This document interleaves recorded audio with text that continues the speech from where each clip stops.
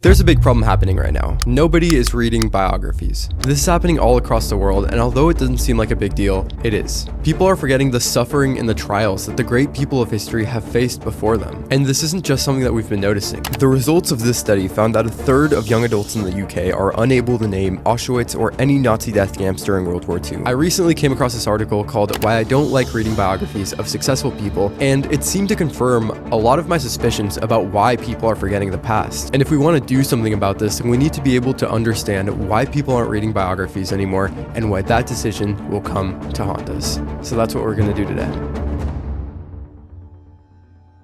Let me give you a scenario to start. It's a normal Monday night and you have a couple of hours before you go to sleep. In front of you lies a pile of biographies. Suddenly, your phone buzzes. The self-help books to your left suddenly seem interesting, and the brightly colored thumbnail seems just a tad bit brighter. Now, obviously, if you've been here for a while, then you know that 9 times out of 10, I would totally choose the biography, but that doesn't seem to be the case for most people. And I just really couldn't wrap my head around this. I couldn't understand why until I read this article. This article is a biographer's worst nightmare. It is 7 reasons to not read biographies, and it seems to be a consensus as to why people aren't. So I want to dive into these 7 reasons and find out what's really going on here. Reason 1, they never show the complete picture. Biographies are more like detailed social media profiles. They pick and leave stories in accordance to how they serve the narrative of the author. They don't give you the full account of what someone's life has been like. For example, if the person who is being written about has done a heroic act, like let's say she has saved a little kitten who couldn't get back from a tree, the story will fit itself in a way to explain the heroic act in the most logical way possible. The person's whole life story will be analyzed and filtered with the purpose of explaining the heroic act. I will admit that she does have a point here. Biographies are essentially puzzles where the pieces are different pieces that history has left us, and the biographer's job is to put those pieces together into a narrative. For example, let's say you're writing a biography on Cleopatra. If you're writing a biography on Cleopatra, then you're going to have to rely very heavily on the ancient Roman scholars who wrote down accounts of Cleopatra during that time. However, a lot of these Roman scholars were very heavily biased against Cleopatra because they were at war with Egypt at the time. And so if you're the biographer, then you have to look through all these sources and sort of decipher who's telling the truth by comparing different sources to each other. This is a very hard thing to do, and of course it can lead to bias, but the problem with the argument here is that this is how we can know anything about history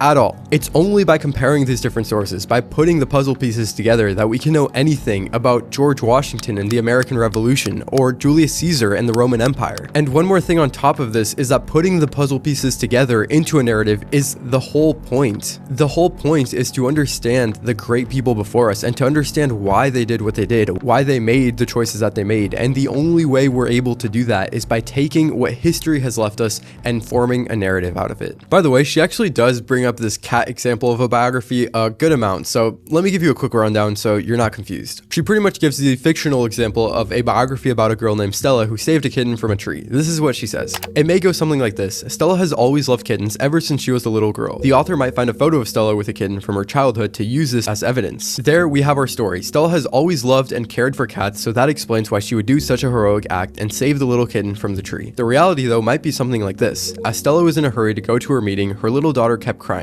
She saw how the little kitten had gotten in the tree and couldn't get back down. Stella looks at the cat, thinks it's bad, but she really has to go. She calls the firefighters, but they won't be there before an hour.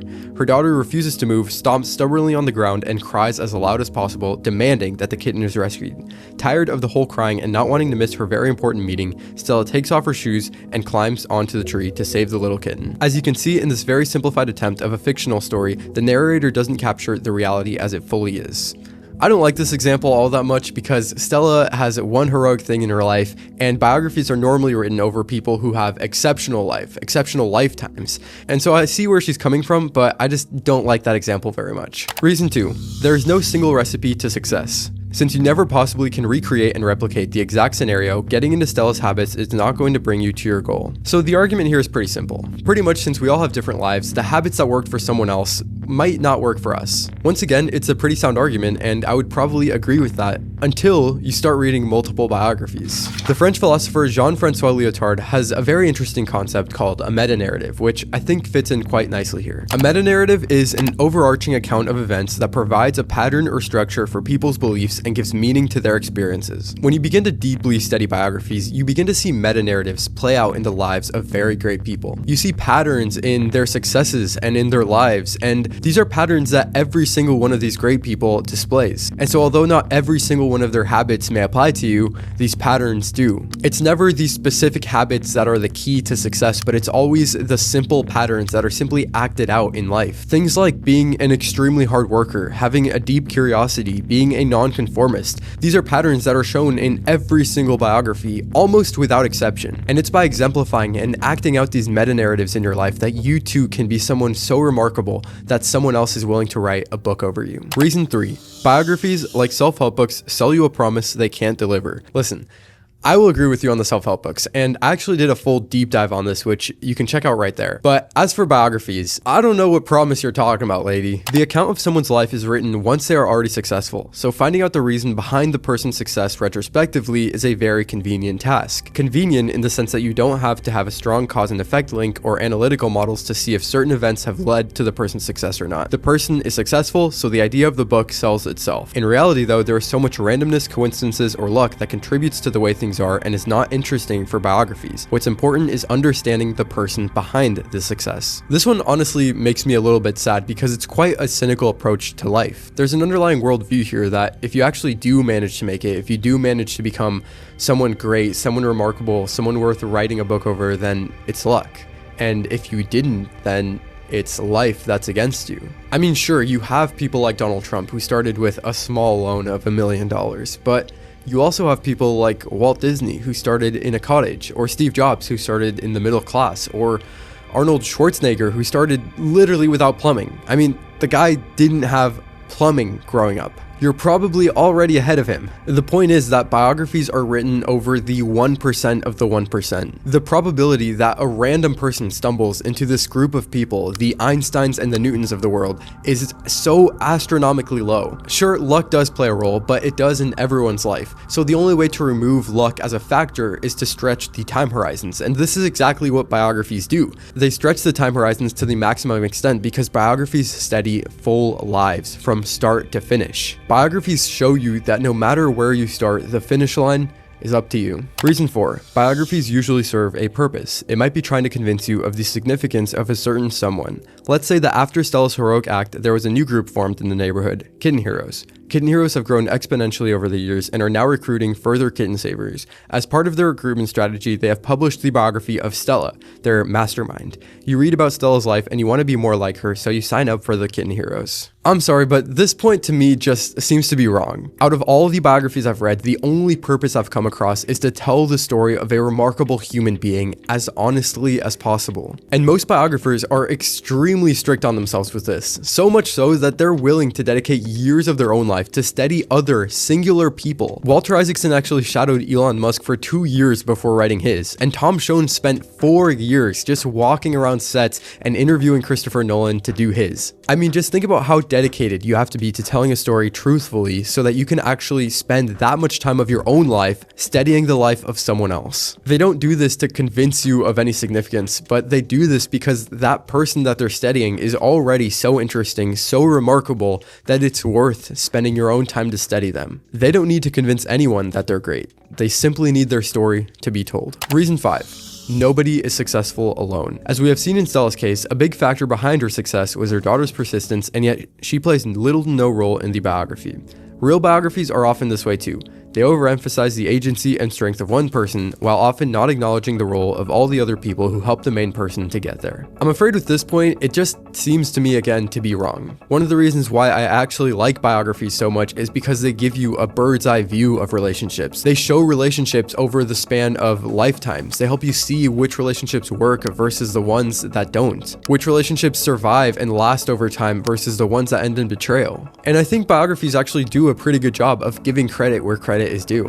In Steve Jobs' biography, you can very clearly see that without Mike Markkula investing in them at the beginning, there may not be the Apple that we know today. In Einstein's biography, you see how his genius negatively impacted his relationship with Mileva Merrick. And in Sam Walton's autobiography, you see the opposite type of relationship with Helen Walton. Although it doesn't name every single person on the Macintosh team or every single person who worked at the first Walmart, it does a really good job to show you that it truly does take a whole group of people to truly change the world. It's not like the only character in the book is the main one. That would actually be quite a boring read. Stories are always about relationships, and I don't think biographies are excluded from this. You still get all of the people who were there at the beginning of the project, you get the people closest to the main character, the wives, the husbands, the kids, the best friends, and you really do get everyone who had a major impact on the person being studied. Reason 6. Reason 6 is gone.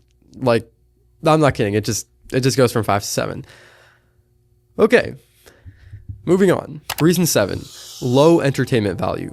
They are mostly boring. Let's admit it, no single person is ever that exciting to read about. Even Alexander the Great, one of the people in history whose young life was full of events and adventures, is alone not that interesting to read about. Ooh, this one really hurts to read.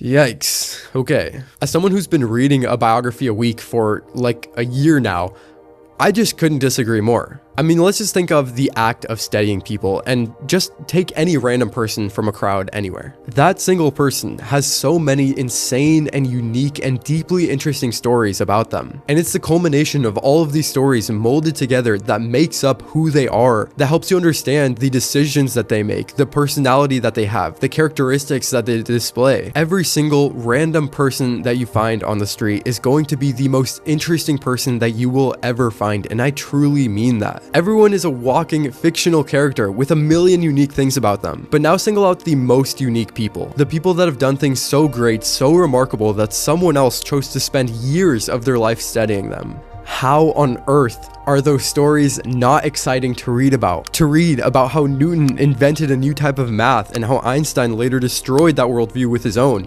and how Edward Land made the Polaroid camera and inspired Steve Jobs to be the person that he is, and how Edison lit up the entire world with the light bulb, and even right now, reading about the man who is catching buildings that are falling out of the sky. Biographies are not self-help books, they are stories. Real life stories. And when we stop reading biographies, we forget these stories. We lose the wisdom that comes with them. That's why what's happening to society right now is so incredibly dangerous. If we fail to study the lives of the great people that came before us, then we will fall into the exact same mistakes that they did. But when we choose to be inspired by biographies, to be inspired by greatness, and to pick and choose that as our narrative, then we literally gain unlimited potential. The future is whatever we choose to make of it, and biographies give you the option to choose a brighter and better one. So if you're thinking about clicking another video after this one, I know this might hurt my watch time, but how about instead you go pick up a biography? Go to your local library or your nearest bookshelf or your nearest bookstore, and then start building the future